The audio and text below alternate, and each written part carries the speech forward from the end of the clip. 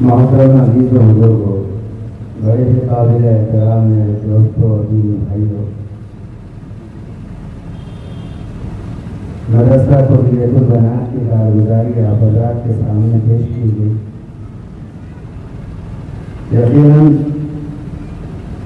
محنت کے نتائج کا ایک بڑا ذخیرہ آپ حضرات پر واضح کیا گیا۔ اللہ تعالیٰ اس مدرسے کے دن دو میرا 24 توفیق نصیب فرمائے۔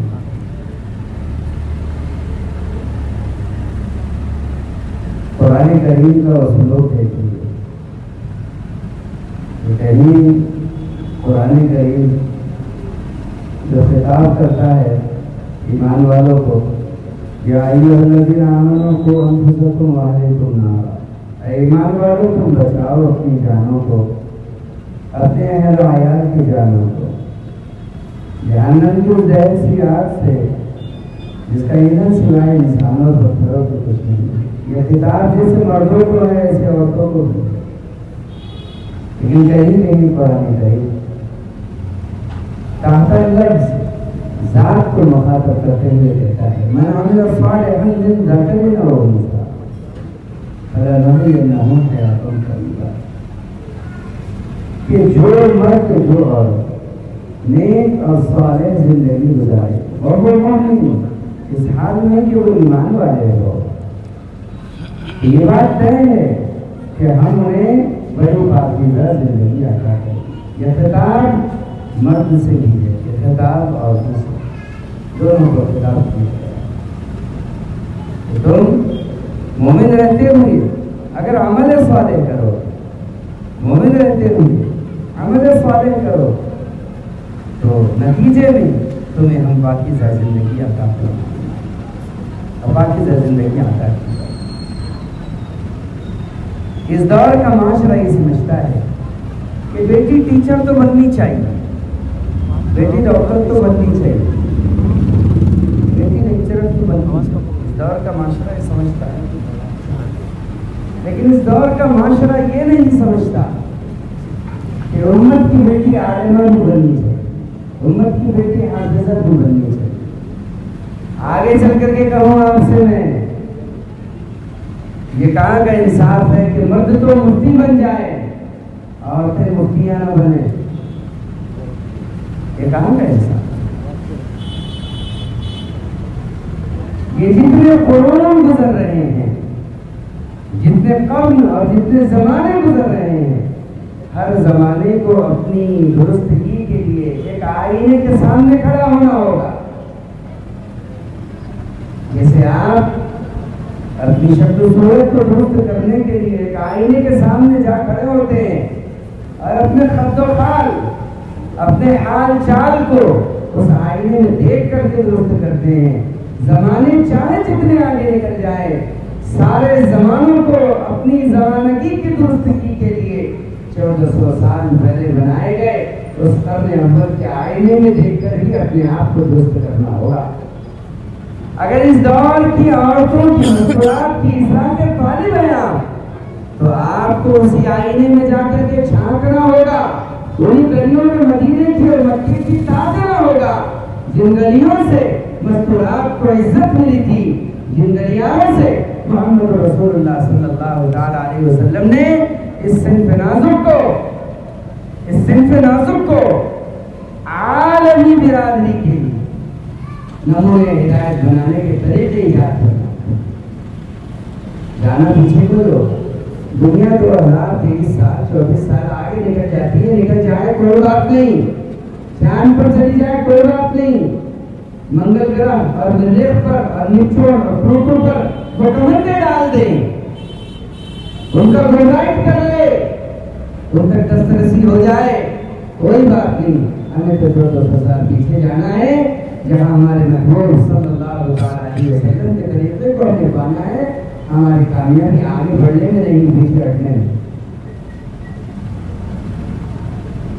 1400 سال تنہا کی سنگلاٹ وادیوں سے اڑتا ہوا ابھرتا ہوا اپنا نور، اپنی روشنی اور اپنے نور کی کرنوں سے ظلمتوں کے اندھیروں کو چھاٹنے والا وہ آفتاب جو طلوع ہوا اسی آفتاب کی روشنی کوئی آپ کے 2022 اور 23 پر آ کر ٹھپ نہیں پڑنے والی ہے، بلکہ اس آفتاب کی روشنی، وہ آفتاب ہو گئے تو کیا ہوا، لیکن وہ ایسی روشنی چھوڑ گیا کہ قیامت کے دن کے طلوع ہونے والے سورج تک اب کسی اور نور اور روشنی کی اس امت مسلمہ کو ضرورت نہیں ہے کہ وہ قرآن کو چھوڑ کر کسی اور کتاب میں اور حدیث کو چھوڑ کر کسی اور طریقے کے اندر اپنی تربیت تلاش کرے۔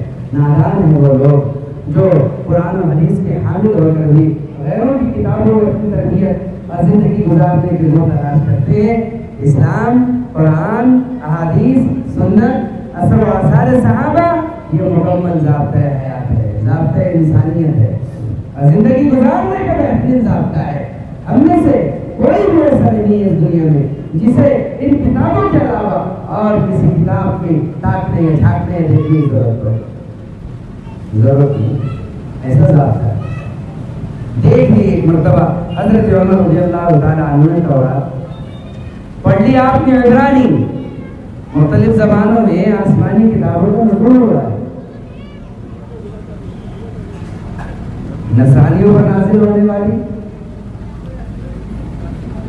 یہودیوں پر نازل ہونے والی، بنی اسرائیل پر نازل ہونے والی، بنو اسماعیل پر نازل ہونے والی کتابیں تو مختلف ہے، ان کی زبانیں بھی مختلف ہے۔ قرآن کی عربی ہے، تورات کی عبرانی ہے، زبور کی سریانی ہے، وغیرہ وغیرہ زبانیں ہیں، الگ الگ لینگویج ہے جو نازل ہوئی۔ اللہ تعالیٰ نے مختلف زبانوں میں نازل کیا ہے ان کتابوں کو۔ حضرت عمر رضی اللہ تعالیٰ عنہ نے تورات پڑھی، پڑھے لکھے آدمی تھے آپ، تورات پڑھی آپ نے، عبرانی زبان پڑھی، آپ سیکھ رہے ہیں عبرانیات کو، آپ تورات پڑھ رہے ہیں۔ آپ صلی اللہ تعالیٰ علیہ وسلم کو اس کا خبر ہوا، آپ صلی اللہ علیہ وسلم کی عزت پر چڑھے، اس دن آپ بہت غصے میں نظر آ رہے تھے، آپ کی آواز بڑی سخت اور بلند ہو رہی تھی اور چہرہ آپ کا سرخ ہو رہا تھا، آواز کی بلندی قابل سماع تھی اور آپ بڑی بات کو پکڑ کے ساتھ، سختی کے ساتھ، مثل برستے ہوئے بادل کے بیان کر رہے تھے اور مثل برستی ہوئی کڑکا آتی ہوئی بجلیوں کی طرح بیان کر رہے تھے۔ آپ نے کہا عمر تم تورات کی تربیت تلاش کرتے ہو، عمر سنو، عمر سنو، اگر اس زمانے میں جلیل القدر نبی موسیٰ بھی موجود ہوتے تو موسیٰ کو بھی میرے سنتوں کا اتباع کیے بغیر نجات حاصل نہ ہوتی، انہیں بھی میری ہی اتباع کرنی ہوتی، تب جا کر کے حضرت موسیٰ علیہ الصلاۃ والتسلیمات آپ کو نجات ملتی۔ سورہ عمر یہ ساری کی ساری پچھلی کتابیں حق ہے، لیکن میری شریعت کے مقابلے میں کل عدم ہے، یہ ساری کتابیں قرآن کے مقابلے میں کل عدم ہے، یہ ساری تربیتیں، سارے نبیوں کی سنتیں، سارے نبیوں کے طریقے حال یہ میری سنت اور طریقے کے مقابلے میں تنگ ہے۔ کہاں سنو، جیسے تمہارے بچپن کے پہنے ہوئے کپڑے ہیں، جیسے تمہارے بچپن کے استعمال شدہ کپڑے ہیں، وہ تمہارے اپنے ہی ہیں، وہ کپڑے تمہارے ہی اپنے ہیں، لیکن ان کپڑوں کو اگر تم حالت جوانی میں پہننا چاہو گے تو تمہارا سطر کھل جائے گا، جسم تمہارا دکھ جائے گا، تم کہو گے جناب یہ کپڑے تو ہمارے اپنے ہی ہیں۔ بے شک یہ کپڑے تمہارے ہیں لیکن اس زمانے کے ہیں، جس زمانے میں پہنے جاتے تھے، اس زمانے میں پہننے کی کوشش کرو گے تو سطر کھل جائے گا، تنگی ہو جائے گی۔ ایسے ہی تورات حق، زبور حق، انجیل حق، صحف آدم، صحف ابراہیم، صحف موسیٰ، یہ سب حق ہے، لیکن میرے لائی ہوئی شریعت دین اور کتاب کے مقابلے میں یہ سارے طریقے کل عدم ہے، جیسے تمہارے بچپن کے کپڑے تمہاری بچپن کی عمر میں کرا قرآن کو کس تربیت کیا؟ جی ہاں، اس لیے ایک دور چلا ہے، میں نے ہمارے محسن مفتی صاحب سے بات چیت کے دوران یہ بات کہی کہ لوگوں کا ایک نظریہ بن گیا ہے بیٹیوں کو عالمہ مت بناؤ، کیوں نہ بناؤ، نظریہ بن گیا ہے بیٹیوں کو مفتیاں نہ بناؤ۔ میں تو سوچتا ہوں شاید ہندوستان میں خاک مار لیجیے آپ، کوئی مفتیاں نظر نہیں آئے گی۔ عیب سمجھا جا رہا ہے بیٹیوں کو مفتیاں بنانا، عیب سمجھا جا رہا ہے بیٹیوں کو عالمہ بنانا، کہہ رہے ہیں اور تمرے پر تمرے اور تولے پر تولے اور پھننے پر پھننے لگا رہے ہیں کہ بیٹیاں عالمہ مفتیاں بنیں گی تو طلاق ہو جائیں گی۔ توبہ کرنے کی بات ہے، بے دینی طلاق کا سبب ہوتی ہے، دین طلاق کا سبب نہیں ہوا کرتا۔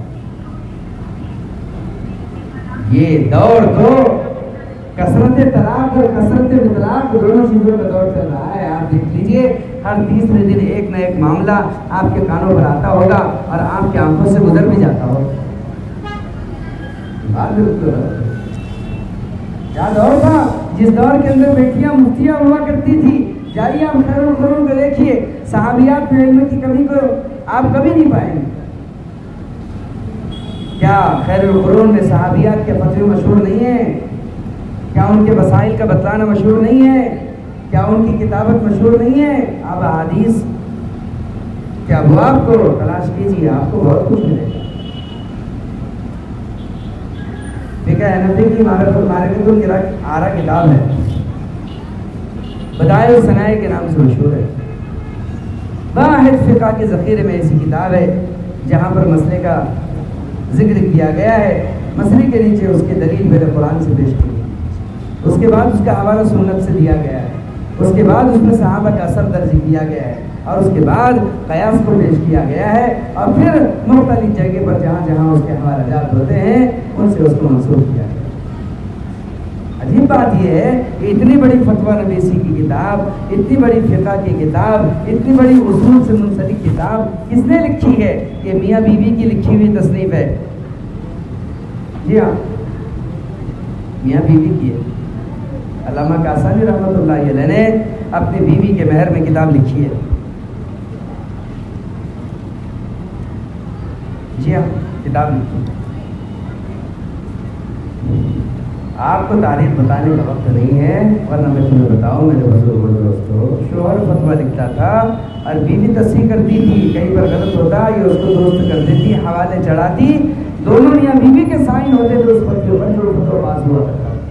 ہم کیا بات کرتے ہیں, اس دور میں بیٹیاں ڈاکٹر بن کر کے دوائیں تو لکھ رہی ہے, لیکن بیٹیاں مفتیاں بن کر فتوے نہیں لکھ رہی ہے. علم کی قلت اور کمی بے دینی کے رواج کو عام کرنے کے لیے کافی ہے, بتانے کی ضرورت نہیں ہے. اس دور کا موبائل بدکاریاں تو سکھا رہا ہے, لیکن دین کی کلکاریاں کوئی نہیں بتلا رہا ہے. جی ہاں, فتاووں نے کمر توڑ رکھی ہے. قیام کے مدرسے, قیام کے مدرسے, قیام کے مدرسے. دیکھیے جس چیز کا آج جواز نہیں ہے, مفتیان بیٹھیے, کل جواز نکل جائے گا. بے دینی کو دین کو دور کرنے کے ذرائع میں اگر آپ کو کہیں پر ان چیزوں کی ضرورت پڑے گی تو ان چیزوں کی بھی سب اجازت دی جائے گی. ایسا نہیں ہے. جیسے جیسے بے دینی کو دور کرنے کے لیے جن آلات کی ضرورت ہوتی ہے ان آلات کا پرمیشن دے دیا جاتا ہے. دو ملکوں کے اندر آپس میں جنگ ہوتی ہے, بہت سارے ہتھیار کا استعمال کرنا اس کے اندر اصول جنگ کے خلاف ہوتا ہے, لیکن دھیرے دھیرے ہر ایک چیز کا پرمیشن ملتا جاتا ہے. آپ دیکھیں گے لاٹھی چارج سے لے کر آخر میں گولی تک چلانے کی اجازت دیتی گورنمنٹ. سسٹم بنے ہوئے ہیں, کہاں کس چیز کو جائز کرنا ہے, کہاں کس حرام کو علت کی طرف لے کر کے جانا ہے. سیمینار کرائیے, آپ کو اس دور کے حالات کے تئیں بہت سی چیزوں کا جواب واضح طور پر لکھتا ہوا بنتا ہوا صاف نظر آئے. اس لیے کہ مرد کی اصلاح فرد کی اصلاح ہے, اور ایک عورت کی اصلاح ایک قوم اور ایک قبیلے اور خاندان کی اصلاح ہے. باپ کی گود مدرسہ نہیں ہے, باپ کی گود مدرسہ نہیں ہے, باپ کی گود صرف درس گاہ ہے, ماں کی گود مکمل مدرسہ ہے. باپ کی گود صرف درس گاہ ہے, ایک کلاس ہے, ایک درس گاہ ہے, اور ماں کی گود مدرسہ ہے. پورا کا پورا مدرسہ ماں کی اپنی گود ہے. اول مدرسہ دل محدود امہات, پہلا مدرسہ یہ ماں کی اپنی گود ہوتی ہے. آپ انہیں علم دین سے منتقل کی. معاشہ کے علوم کو کون اٹھائے گا, کون جمع کرے گا معاشہ کے علوم کو؟ عائشہ کی بیٹیاں ہی اپنی ماں کی وراثت کو اچھی طرح سنبھال کر کے رکھ سکتی ہیں. اس لیے عائشہ کی بیٹیوں کو عائشہ کا نمونہ بننے دیجیے رضی اللہ تعالیٰ عنہ, نمونہ بننے دیجیے. اس لیے کہ مرد اپنے نمونہ ہونے کے لیے کسی صحابی کا چین کرے گا تو عورت اپنے نمونہ ہونے کے لیے کسی صحابیہ کا ضرور چین کرے گی. چننا ہوگا, انتخاب کرنا ہوگا.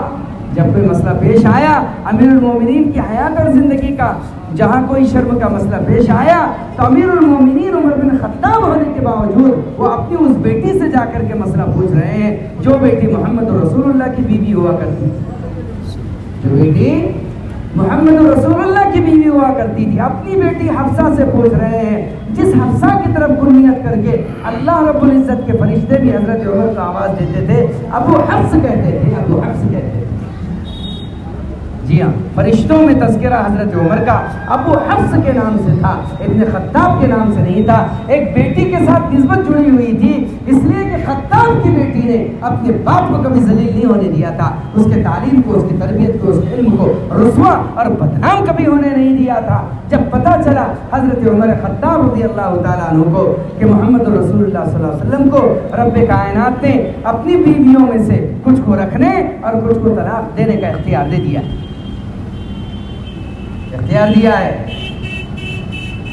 پتہ چلا کہ حضرت حفصہ کی کسی خطا، کسی غلطی سے نبی صلی اللہ تعالیٰ علیہ وسلم آقا ناراض ہے اور طلاق دے رہے ہیں۔ اس لیے حضرت عمر کو جب پتہ چلا، باپ کو جب پتہ چلتا ہے اس کی بیٹی کا طلاق ہو رہا ہے، اس پر کیا گزرتی ہے یہ وہی جانتا ہے۔ 100 بار کٹتا ہے، 100 بار مرتا ہے، 100 بار جیتا ہے، فرسان روح ہوتا ہے اس پر۔ ماہی بے آپ کی طرح بےتاب ہوتا ہے وہ آدمی جسے پتہ چلتا ہے کہ اس کی بیٹی کا طلاق ہونے جا رہا ہے اور اس کی گلشنوں کی طرح ہری بھری زندگی ویران ہونے جا رہی ہے۔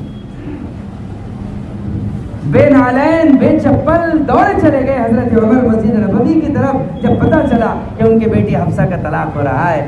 پوچھا وہاں موجود صحابہ سے، کیا محمد صلی اللہ تعالیٰ علیہ وسلم نے میری بیٹی حفصہ کے طلاق دے دیا ہے؟ تو انہوں نے کہا کہ ابھی دیا تو نہیں ہے، لیکن ہم بھی سن رہے ہیں کہ آپ کی بیٹی کا طلاق ہونے جا رہا ہے۔ اچھا، دوڑ کر کے اپنی بیٹی کے پاس گئے اور جا کر کے کہا حفصہ تجھے خبر بھی ہے کہ تیرے بارے میں کیا بات چل رہی ہے؟ میں جو سن رہا ہوں کیا وہ بات صحیح ہے؟ کہا کیا بات ہے؟ کہ میں نے سنا ہے کہ محمد صلی اللہ تعالیٰ علیہ وسلم بس تجھے طلاق دینے جا رہے ہیں، ابھی مجھے خبر آئے گی۔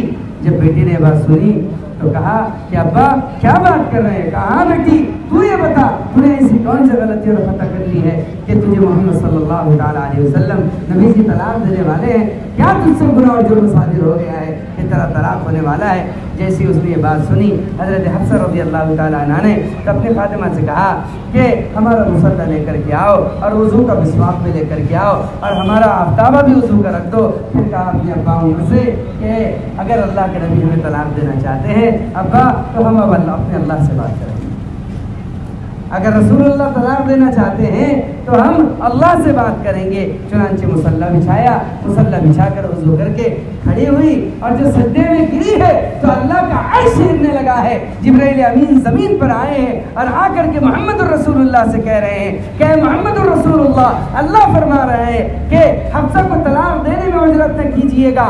اللہ کہہ رہے ہیں یہ ہماری صوامہ قوامہ بندی ہے، دن کی روزہ دار ہے، رات کی شب بیدار ہے، اور حفصہ کے سجدوں نے اللہ کے عرش کو ہلا دیا ہے۔ اللہ یہ چاہتے ہیں کہ آپ حفصہ کو طلاق دینے میں اجرت سے کام نہ لے، سفارش آسمانوں سے زمین پر اتر۔ آپ نے طلاق دی نہیں دی حضرت حفصہ کو۔ یہ بیٹیاں گھر کے صوامہ، گھر کے قوامہ اور نفسانی خواہشات کے لیے لوامہ بنے، اس سے بڑھ کر کے اور کیا بات ہے؟ اس لیے تصور کہ بیٹی عالمہ نہ ہو، یہ تصور بیٹی مفتیاں نہ ہو، ٹھیک ہے آپ دیگر ادارہ جات کی طرف اگر نہیں بھیجتے تو اپنے اپنے علاقوں کے اندر ایک ایسا گھر قائم کرے جیسے محمد رسول اللہ صلی اللہ علیہ وسلم ہمارے آقا سے عورتوں نے مدینے کی شکایت کی تھی کہ مرد تو آپ سے دین کا علم مسجدوں میں لے لیتے ہیں، آپ کی مجلسوں میں شریک ہو جاتے ہیں، ہم عورتوں کا کیا ہے؟ آپ نے مدینے کی گلیوں میں ایک گھر قائم کیا اور اس گھر میں ساری مستورات کو جمع کر کے علم دیا جاتا ہے، علم دیا جاتا ہے۔ یہ تو ہر گلی میں ایک مومنہ کورس کا کم سے کم مدرسہ ہو، لیکن اس سے آگے اس کو بڑھایا جائے۔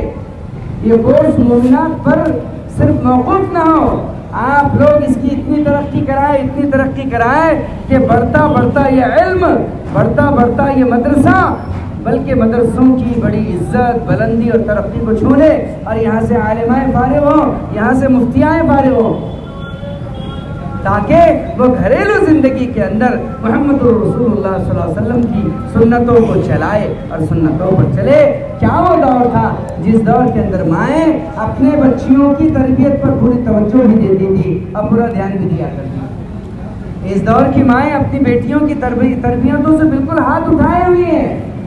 کبھی نہیں دیکھا گیا کہ کسی ماں نے اپنی بیٹی کے سر پر راہ شفقت ہاتھ رکھا ہو اور کہا میری بچی آخرت ہوگی، آخرت میں جنت اس پار ہوگی، تم اس پار رہو گی، اور جنت میں جانے سے پہلے جہنم پر ایک پل ہوگا جسے صراط کہا جائے گا، اسی پل پر سے تمہیں گزرنا ہوگا۔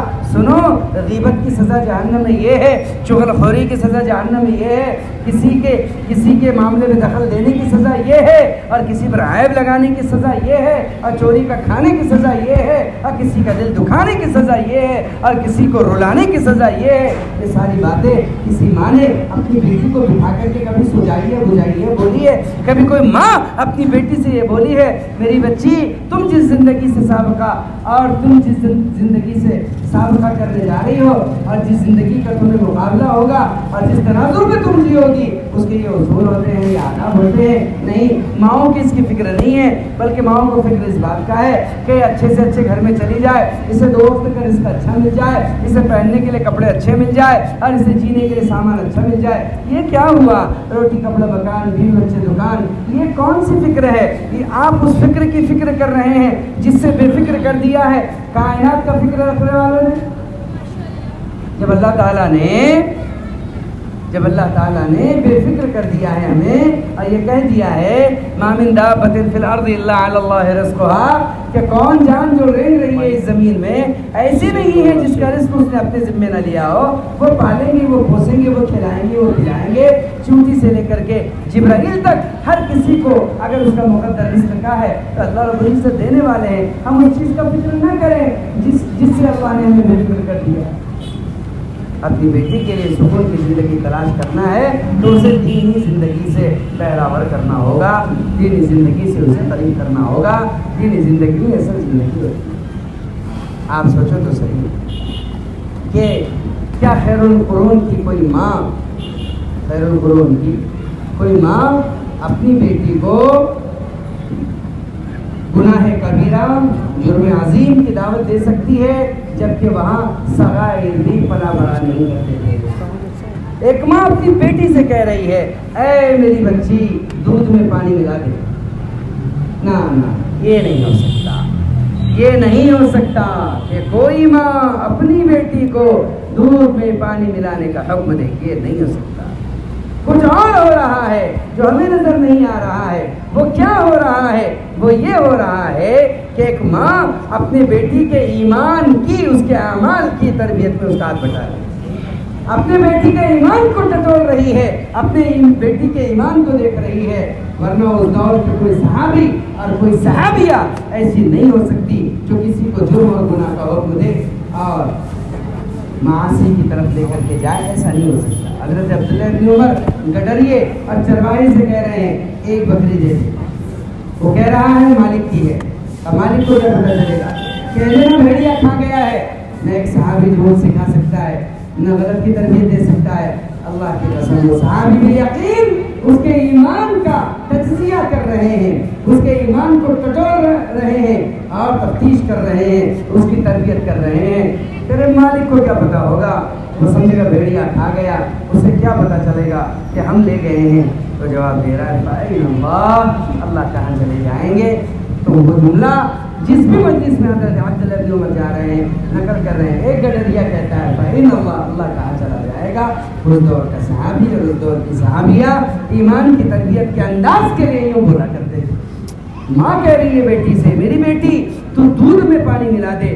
ماں بیٹی پلٹ کر کے کہتی ہے امی جان کیا آپ نے نہیں سنا امیر المومنین کا فرمان کیا ہے کہ غش مسلمانوں کا عمل نہیں ہے، غیر مسلم تو یہ عمل کرتا ہے، دھوکہ دینے کا مسلمان نہیں کر سکتا، اس لیے دودھ میں پانی نہ ملائے۔ تو فوراً ماں اپنی بیٹی سے کہہ رہی ہے امیر المومنین کو کیا پتا، وہ دیکھ رہے ہیں یہاں آ کر کے کہ تم نے دودھ میں پانی ملایا ہے۔ تو بیٹی کا جواب ماں کو مطمئن کر رہا ہے۔ بیٹی کہہ رہی ہے اماں امیر المومنین نہیں دیکھ رہے ہیں تو کیا ہوا؟ امیر المومنین کا رب تو دیکھ رہا ہے۔ اور اللہ کی شان یہی جملہ اسی چھت کی کٹار کے نیچے کھڑے ہو کر کے امیر المومنین بھی سن رہے ہیں تو دل میں سوچ رہے ہیں اے کاش کے متقیہ بیٹی میرے بیٹے کے نکاح میں آ جاتی تو اللہ اس نسل کے ذریعے سے دین کی خدمت گزار پیدا کر دیتا۔ ہوا وہی، وہ بیٹی حضرت عمر کی بہو بنی، بہو کی اولاد میں اولاد آئی، اس اولاد میں عمر بن عبدالعزیز آئے جنہوں نے پوری دنیا میں وہ انصاف قائم کیا جو عمر خطاب نے قائم کیا۔ ہر ایک ماں مربیہ ہونی چاہیے، ہر ماں کے ذمہ ایک تربیت ہے۔ اسی لیے بچیاں تفسیر بھی پڑھیں، بچیاں قرآن کی تصحیح بھی کریں، بچیاں عالمہ بھی بنیں، بچیاں مفتیاں بھی بنیں، بچیاں آگے چل کر کے فیصلے کرنے والی بھی بنیں۔ المرأۃ کالقاضی، ہدایت ہے، اپنے فیصلے لے سکتی ہے، عورت اپنے فیصلے لے سکتی ہے، آپ دوسروں کے فیصلے نہ کروائیں، لیکن اپنی ذات کی ضرورت کیا ہے، اپنے حقوق کیا ہے، حقوق کی ادائیگی کیا ہے۔ اس لیے امت میں جہاں بچیوں کو حافظہ بنانے کا رواج ہو، یہ ہو جانا چاہیے کہ امت کی بیٹیوں کو مفتیہ بھی بنایا جائے، عالمہ بھی بنایا جائے، تاکہ علم سورس کے ساتھ، فلو کے ساتھ بہت زیادہ ابھرتے ہوئے چشموں کی طرف پھیلے بھی، بڑے بھی اور گامزن بھی ہو۔ ماشاءاللہ، جیسے یہ مدرسہ کلیۃ البنات کے بارے میں سنا، ہم تو دعا کرتے ہیں اللہ سے کہ ان مدارس کو خوب زیادہ ترقی ملے، ان کی حوصلہ افزائی بھی کی جائے، ان کا تعاون بھی کیا جائے، ان کے ساتھ تناسب کا معاملہ بھی کیا جائے، اس لیے کہ ان مدارس کے اندر وہ کام ہوتا ہے جو آپ کے گھر میں بھی نہیں ہوتا۔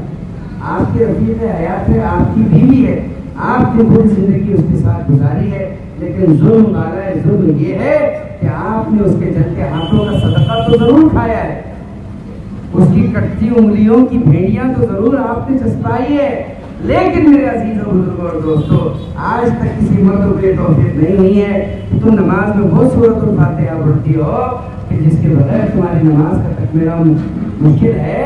بتاؤ ذرا سورۃ فاتحہ بھی سنا دو، تو میری زندگی کا ایک قصہ ہو، ابھنگ ایک جوڑ ہو، تم ذرا اپنی تحیات مجھے سنا دو، تم دعائے قنوت مجھے سنا دو، تو کوئی مرد، کوئی شوہر اپنی بیوی سے کبھی یہ سنتا نہیں ہے، بلکہ شرم محسوس کرتا ہے جو آپ کے لیے قربانی دے رہی ہے۔ آپ نے اس کو کبھی نہ دین سیکھا ہے اور نہ ہی تو اپنے ساتھ میں دکھایا ہے، اس لیے مدرسے اس ضرورت کو پورا کر رہے ہیں جو ضرورت آپ اپنی بیوی کو، بیٹیوں کی نہ کر سکتے ہیں۔ اس لیے اگر یہ دین جماعت کے راستے سے آتا ہے، اپنی بیٹیوں کو جماعتوں میں اپنے ساتھ لے کر کے جاؤ۔ کنواری بیٹی کو ماں باپ اپنے ساتھ میں اللہ کے راستے میں لے کر کے جائیں، فتوے آپ کو ہر طریقے کے مل جائیں گے، ناجائز کے ہوں گے تو جائز کے بھی ملیں گے، کوئی مسئلہ نہیں ہے۔ جہاں ضرورت آپ پہ دین کی آپ کو پڑتی ہے، آپ کو وہاں قدم بڑھانا ہے، اہل علم سے پوچھ کر ان کے علم کی روشنی میں ان کی معلومات کریں۔ مزاج بدل جاتے ہیں، یہ فتنے کا دور ہے، یہ فساد کا دور ہے، آپ ذرا سا قدم باہر نکلے تو بنتی ہوئی جو دنیا ہے، سلگتی ہوئی سڑکیں ہیں اور بھوسا دینے والے ماحول کے ایسے راستے ہیں کہ نکلنے والے کا ایمان تراہیمام کر رہا ہے، پناہ پناہ چاہ رہا ہے۔ چاروں طرف شیطان نے بے دینی، بدکاری، فحاشی، عیاری اور یانیت، بے دینی، لادینی کے چاروں طرف آگ کے ڈھیر پپا کر دیے ہیں، آگ لگ گئی ہے چاروں طرف۔ آپ جدھر جائیں بے دینی کی شکار ہو جائے۔ اس دور کے اندر بے دینی کا سورس جس کو بنایا گیا ہے، انہیں بیٹی میں اگر دین آ جائے گا اور انہیں بیٹیوں کی زندگی دین سے سنور جائے گی تو بے دینی کو جگہ نہیں ملے گی آپ کو۔ جی ہاں، دین ایک بچی جب اپنی ماں کے ساتھ لگا دیتی ہے بڑا فرق پڑ جاتا ہے۔ کرامت ہی دین ہے، گھر میں تعلیم سنبھالنے والی ہو جاتی ہے۔ جب 3 دن لگا دیتی ہے، بھائی بہنوں کے جھگڑے مٹا دیتی ہے۔ 3 دن لگاتی ہے، ماں باپ کو گھر میں لڑنے نہیں دیتی۔ 3 دن ماں باپ کے ساتھ لگاتی ہے، باپ کی خدمت ماں سے پہلے کر لیتی ہے۔ 3 دن ماں باپ کے ساتھ لگا دیتی ہے، سارا کچن کا کام ماں کے ساتھ ہاتھ بٹا کر کے کر لیتی ہے۔ جب 3 دن لگ جاتے ہیں ماشاءاللہ العزیز، تو آپ دیکھ لیجئے اس کے پردہ، حیا اور پاک دامنی میں اضافہ ہو جاتا ہے۔ اس 3 دن کا اثر ہے۔ ماں باپ جب بھی جائے تمہاری بیٹی کو اپنے ساتھ میں جماعت میں لے کر کے جائے۔ یہ دور اصلاح کا دور ہے، فساد کا خاتمہ اصلاح کے راستے میں ہی ہوتا ہے۔ لے جائے آپ اپنی بیٹی کو اللہ کے راستے میں، 3 مرتبہ سیر روزہ لگوائیں، اس کے 1 مرتبہ اس کا عشرہ لگوائیں، اور پھر دیکھیے اس میں دین کی رمق کیسے پیدا ہوتی ہے۔ مقامی اداروں میں ڈالیے، مقامی مدرسوں میں ڈالیے۔ مومنہ کورس صرف کافی نہیں، میں تو کہہ رہا ہوں آگے تک بڑھائیے، جہاں تک جاتا ہے لے کر کے جائیے، اس لیے کہ اس ایک بیٹی کو صرف بیٹی نہیں رہنا ہے، اسے مختلف سانچوں میں زندگی گزارنی ہے۔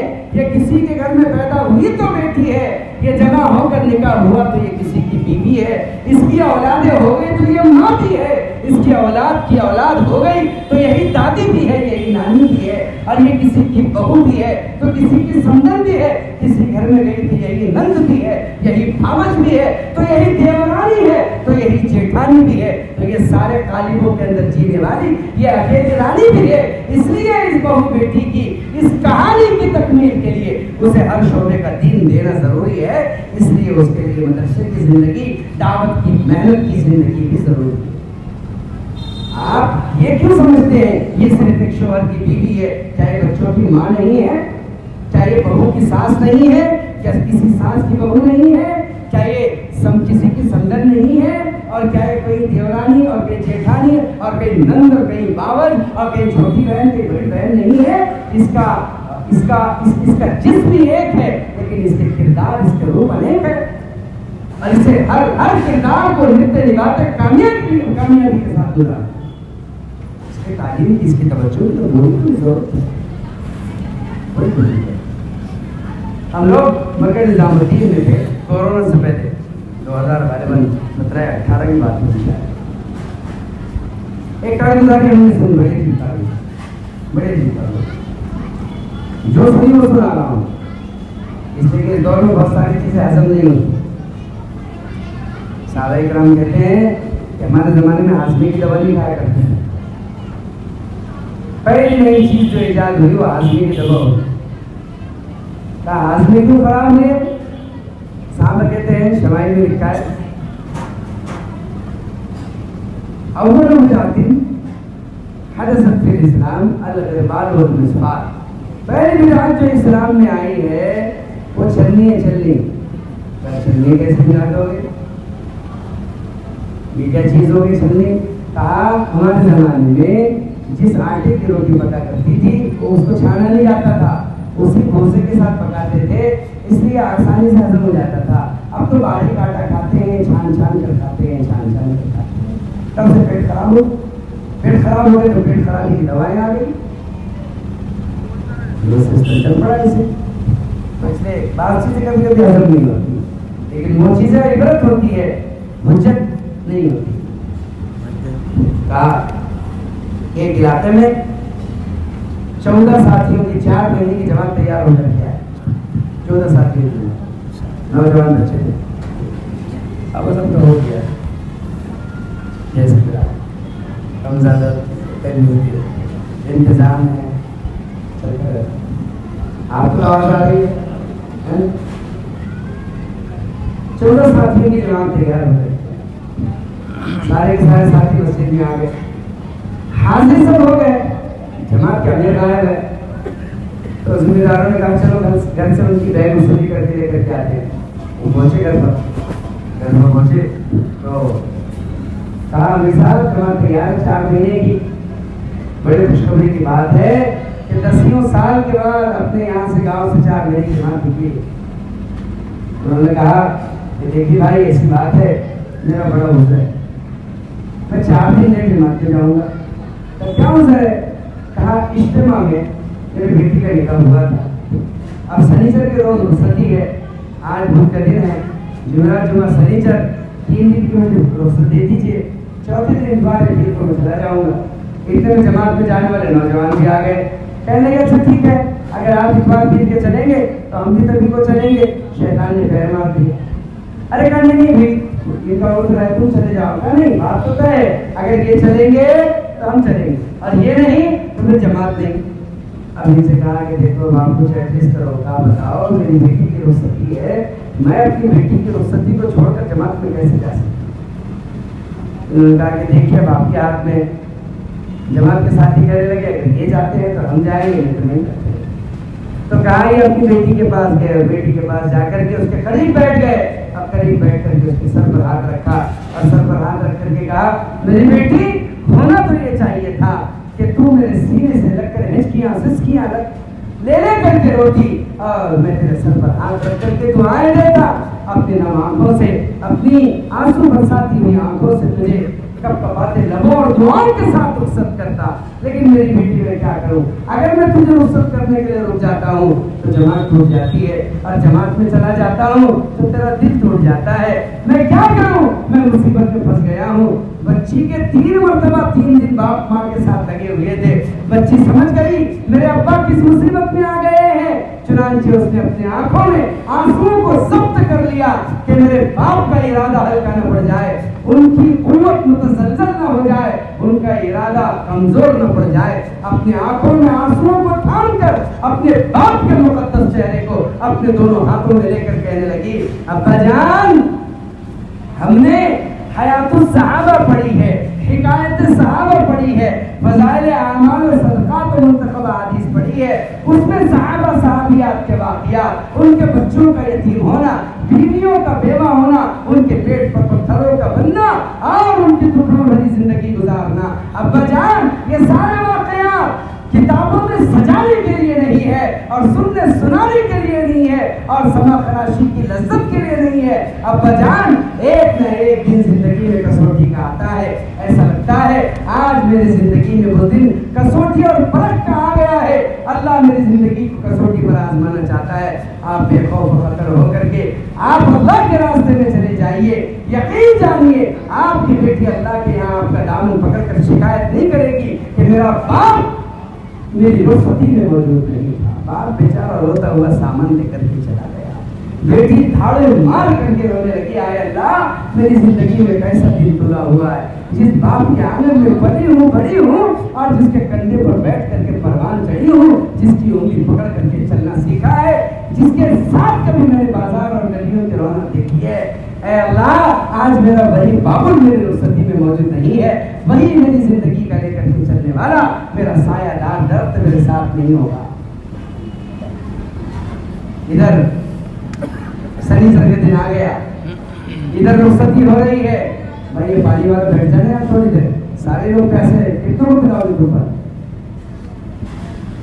इधर रुखसती का दिन आ गया, इधर बेटी रुखसत हो रही है और उधर बाप जमात की तालीम करा रहा है और आंसू गिर रहे हैं किताब के ऊपर, टपाटप आंसू गिर रहे हैं और टपटपाहट की आवाज सारे साथियों पे दिल दहला रही है। हिर्दे भर करके आ गए साथियों के अंदर से, हाय अल्लाह, हमने क्या जुल्म कर दिया। ऐ काश के एक बाप को थोड़ी मोहलत दे देते, क्या बिगड़ जाता, 4 दिन हमारी जमात लेट हो जाती या हम चले जाते, उसके बाप को मोहलत देते। बाप रो रहा है, तालीम की किताब पर आंसू गिर रहे हैं, साथी रो रहे हैं कि बाप के आंसू गिर रहे हैं। उधर बेटी रुखसत हो रही है और रो रही है। कभी भाई में बाप को तलाश करती है, कभी चचा में बाप को तलाश करती है, कभी नाना और दादा में देखती है, कभी रिश्तेदारों में देखती है। आज सब मौजूद नहीं है, आज हर एक मौजूद है और मौजूद नहीं है तो मेरा बाप मौजूद नहीं है। रो रही है, रोते रोते नींद आ गई और नींद भी इसी गहरी आई कि उसी नींद में ख्वाब आया। ख्वाब में क्या देखती है, जनाब मोहम्मद रसूलुल्लाह सल्लल्लाहु अलैहि वसल्लम तशरीफ लाए और आकर के आप सर पर हाथ रख रहे हैं और कह रहे हैं, मेरी बेटी, तुझे रुखसत करने के लिए तेरा बाप नहीं है तो क्या हुआ, देख मदीने से मोहम्मद रसूलुल्लाह, तुझे रुखसत करने के लिए तेरा बाप नहीं है तो क्या हुआ, देख मदीने से मोहम्मद रसूलुल्लाह आ गए हैं। कि वो मेहनत, वो कोशिश, जिस दीदार और जिस एक झलक के लिए दुनिया के बड़े बड़े लोग वज़ाइफ करते करते जिंदगी गुजार देते हैं, जरा सा जज्बात की कुर्बानी एक बेटी को दरे रसूल पर ले गई और मोहम्मद रसूलुल्लाह का दीदार किया।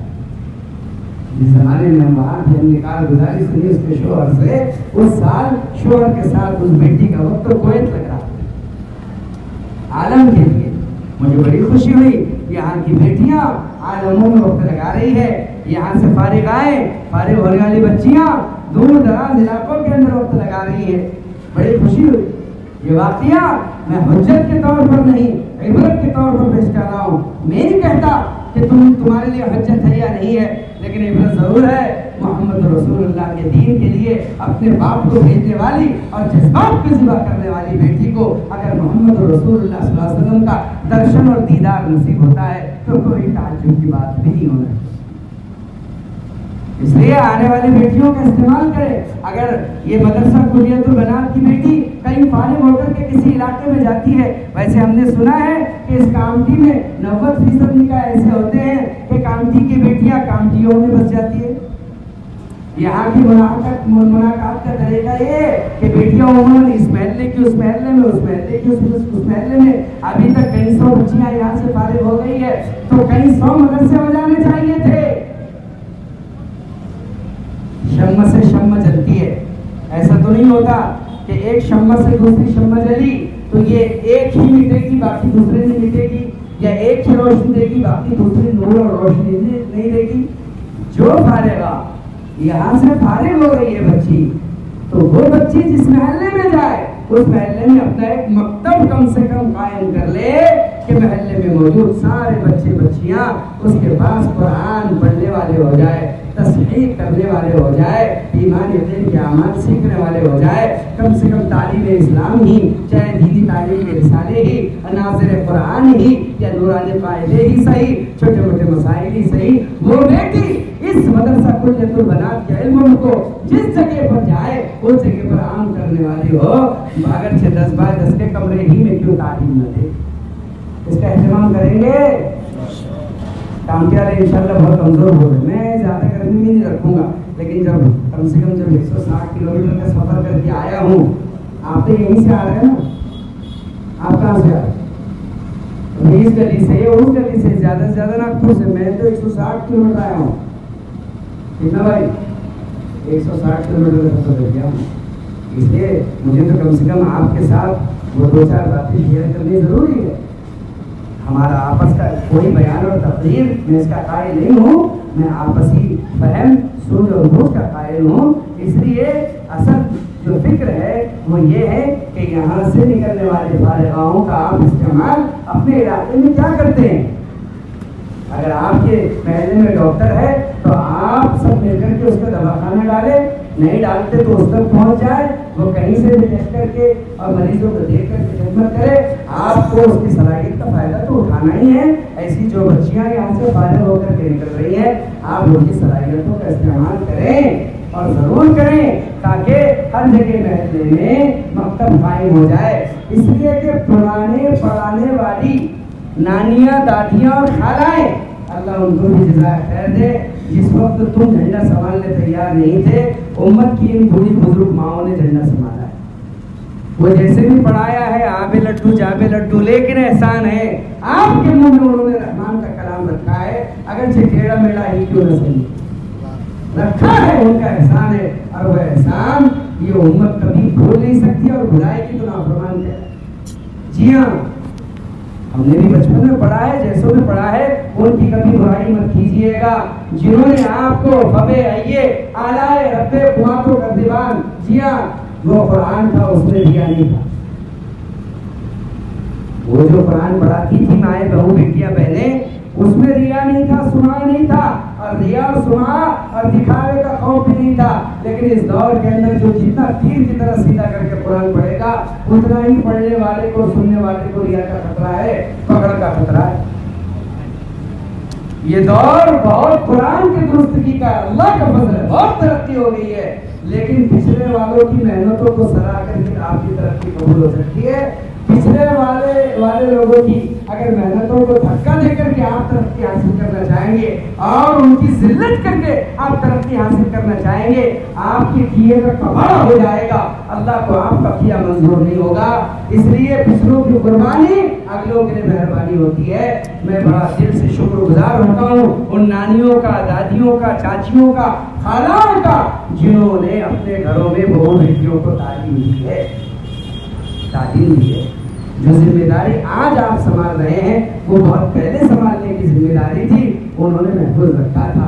एक गांव का वाकया है, गांव बहुत बड़ा है और 20वां रोजा खत्म हो गया, पता भी नहीं चला किसी को। अभी 20वां रोजा है और 21वीं शब शुरू हो चुकी है, मगरिब की अजान हो गई और एतिकाफ में कोई बैठा नहीं, सब परेशान हो गए।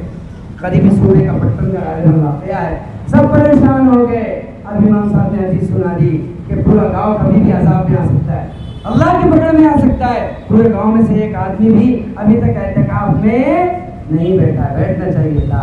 एक बहुत बुजुर्ग वहाँ पर मौजूद थे, उन्होंने कहा अल्लाह का फजल है, फिक्र की बात नहीं है, अभी उम्मत की बेटियां घरों में एतिकाफ में है, मर्द ने जिम्मेदारी छोड़ दी तो क्या हुआ, उम्मत की बेटियों ने गाँव को संभाल दिया।